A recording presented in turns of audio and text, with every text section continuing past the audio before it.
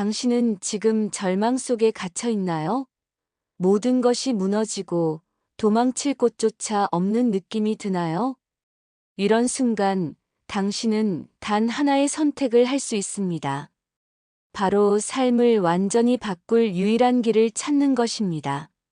믿기 힘들겠지만 지금의 고통은 끝이 아닙니다.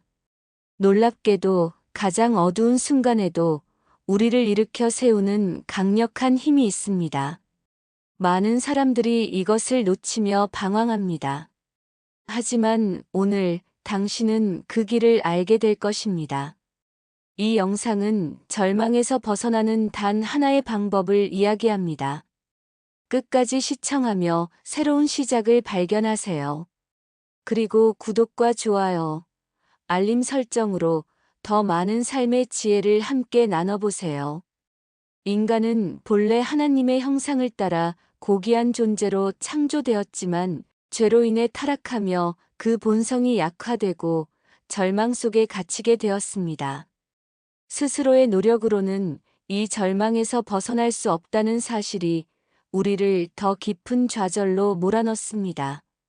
많은 사람들이 왜 아무리 노력해도 내 삶은 나아지지 않을까? 라는 질문을 던지며 방황합니다. 성경은 이에 대해 분명히 말합니다. 육신의 생각은 하나님과 원수가 되나니 이는 하나님의 법에 굴복치 아니할 뿐 아니라 할 수도 없음이라. 로마서 8장 7절. 우리의 죄된 본성은 하나님과의 관계를 단절시켰고 우리를 무기력하게 만들었습니다. 이러한 인간의 상태는 야곱의 이야기에서 잘 나타납니다. 야곱은 형 에서를 속이고 축복을 가로챈 후 죄책감과 두려움 속에 도망자가 되었습니다. 그는 광야에서 아무것도 의지할 수 없는 절망 속에 빠졌고 자신의 죄로 인해 하나님께 버림받았다고 느꼈습니다. 하지만 하나님은 그에게 꿈속에서 하늘에 닿은 사다리를 보여주시며 말씀하셨습니다.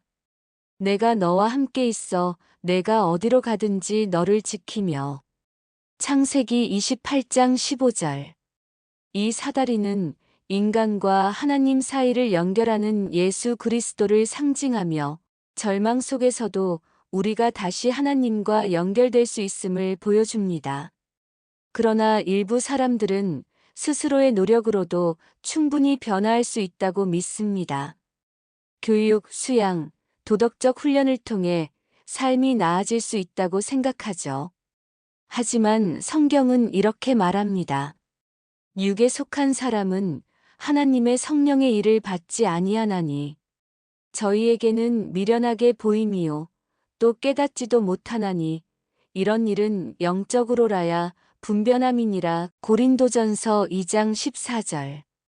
인간의 노력은 외적인 변화를 가져올 수 있지만 내면의 깊은 문제, 즉 죄의 본질을 해결하지 못합니다. 진정한 해결책은 예수 그리스도에게 있습니다. 예수님은 우리의 절망을 아시고 우리를 위해 스스로 길이 되어 주셨습니다. 그분은 내가 곧 길이요 진리요 생명이니 나로 말미암지 않고는 아버지께로 올 자가 없느니라. 요한복음 14장 6절이라고 선언하셨습니다. 예수님을 믿고 의지할 때 우리는 새로운 생명을 얻고 하나님과 다시 연결될 수 있습니다. 결국 인간은 자신의 힘으로 절망에서 벗어날 수 없습니다. 우리가 의지할 수 있는 유일한 길은 예수 그리스도입니다. 그분을 통해 우리는 내면의 변화를 경험하고 참된 평안을 누릴 수 있습니다. 다음은 이 변화를 우리의 삶에 적용하는 방법에 대해 이야기하겠습니다. 인간은 절망에서 벗어나기 위해 외적인 문제를 해결하려 노력하지만 진정한 변화는 내면에서 시작됩니다. 많은 사람들이 새로운 삶을 꿈꾸며 자기 개발, 교육 또는 환경의 변화를 추구하지만 이것만으로는 내면의 죄성과 고통을 해결할 수 없습니다. 성경은 이 문제를 이렇게 설명합니다. 사람이 거듭나지 아니하면 하나님 나라를 볼 수 없느니라. 요한복음 3장 3절. 우리의 본성 자체가 변하지 않으면 어떠한 외적인 변화도 우리를 진정으로 자유롭게 할 수 없습니다. 예수님께서 니고데모에게 하신 말씀은 이러한 내면의 변화의 중요성을 잘 보여줍니다. 니고데모는 율법과 도덕에 능통한 종교 지도자였지만 예수님을 찾아와 어떻게 영원한 생명을 얻을 수 있는지 물었습니다. 예수님은 사람이 물과 성령으로 나지 아니하면 하나님 나라에 들어갈 수 없느니라. 요한복음 3장 5절이라고 말씀하시며 거듭남이 필요하다는 것을 강조하셨습니다. 의는 단순한 지식이나 행위가 아닌 내면의 새로운 탄생을 의미합니다. 그러나 일부 사람들은 자신의 도덕적 선행이나 종교적 의식으로 충분히 의롭게 될 수 있다고 믿습니다. 그들은 나는 착한 일을 많이 하고 있으니 하나님께 인정받을 수 있을 거야 라고 생각하곤 합니다. 하지만 성경은 우리의 의로운 행위는 다 더러운 옷 같으며 이사야 64장 6절이라고 경고하며 인간의 의로움만으로는 하나님께 나아갈 수 없음을 분명히 합니다.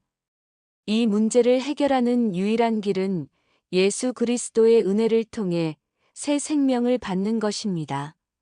예수님은 우리의 죄를 대신하여 십자가에서 죽으셨고 그 부활로 우리에게 새로운 삶을 주셨습니다. 예수님을 믿고 그분을 따를 때 우리의 내면은 죄에서 벗어나 새롭게 변화됩니다. 의는 단순한 심리적 변화가 아닌 우리의 영혼이 새롭게 태어나는 거듭남입니다. 결국 진정한 변화는 우리의 노력이나 선행으로 이루어지지 않습니다.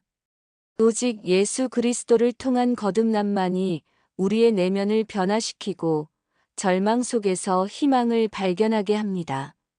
다음은 예수 그리스도를 통해 이 거듭남이 우리의 삶에 구체적으로 어떻게 적용될 수 있는지 더 깊이 살펴보겠습니다.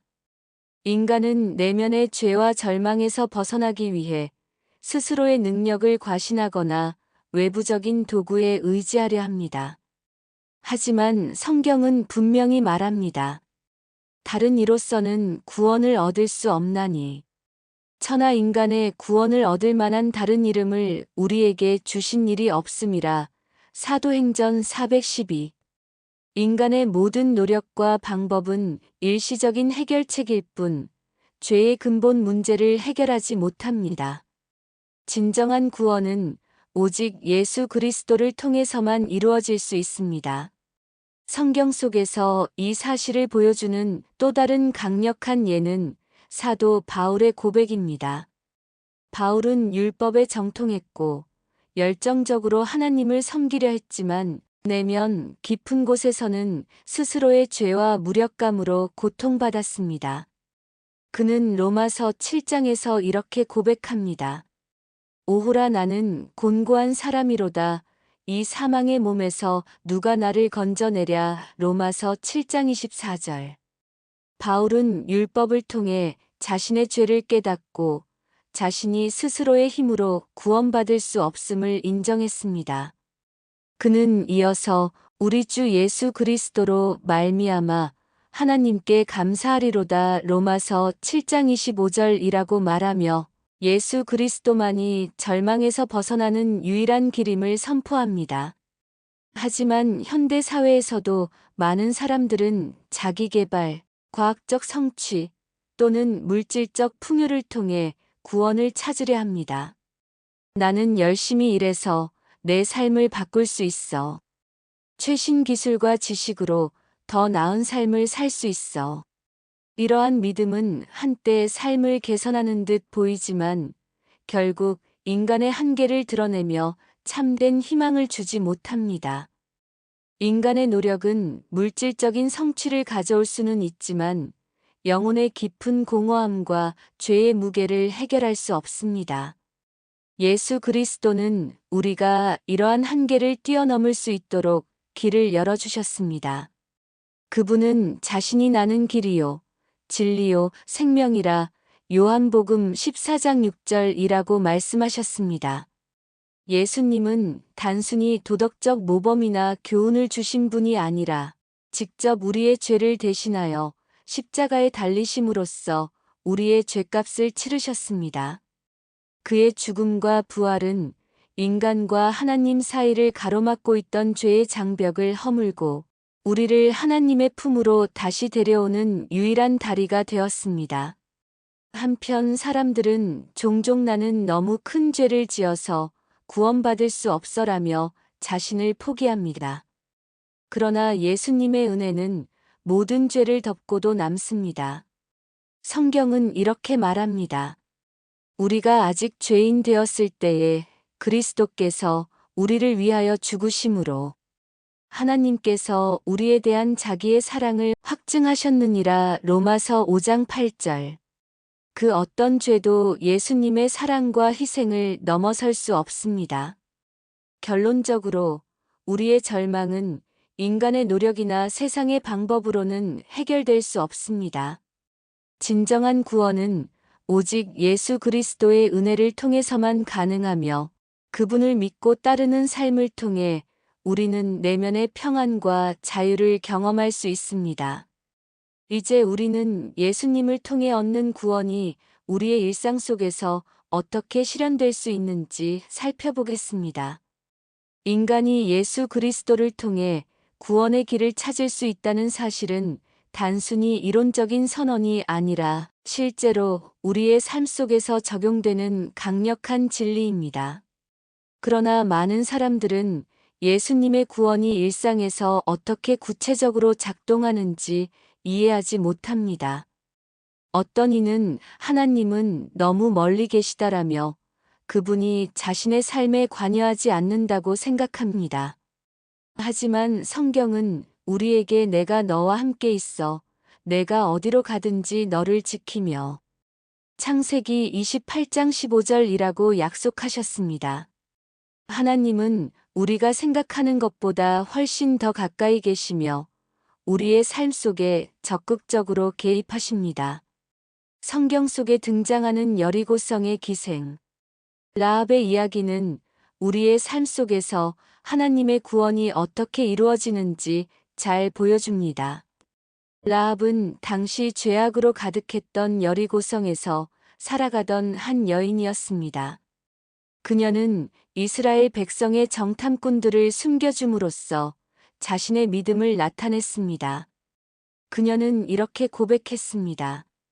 너희 하나님 여호와는 위로는 하늘에서도 아래로는 땅에서도 하나님이시니라. 여호수아 2장 11절. 그녀는 자신의 과거와 환경에도 불구하고 하나님을 신뢰했고 결국 구원을 받았습니다. 라합의 이야기는 아무리 우리가 죄 많은 삶을 살았더라도 하나님께 대한 믿음과 의지로 새로운 삶을 시작할 수 있다는 강력한 메시지를 줍니다. 하지만 많은 사람들은 나는 너무 보잘것없는 존재라서 하나님이 나를 돌보실 리가 없다고 생각합니다. 이런 생각은 하나님의 사랑을 과소평가하는 것입니다. 성경은 분명히 말합니다. 우리가 아직 죄인 되었을 때에 그리스도께서 우리를 위하여 죽으심으로 하나님께서 우리에 대한 자기의 사랑을 확증하셨느니라. 로마서 5장 8절. 하나님의 사랑은 우리의 자격이나 조건에 의해 좌우되지 않습니다. 그분의 사랑은 우리의 상태와 상관없이 끝이 없으며 누구든지 그 사랑을 받아들일 수 있습니다. 예수님의 구원은 우리의 삶의 모든 영역에서 실질적으로 작용합니다.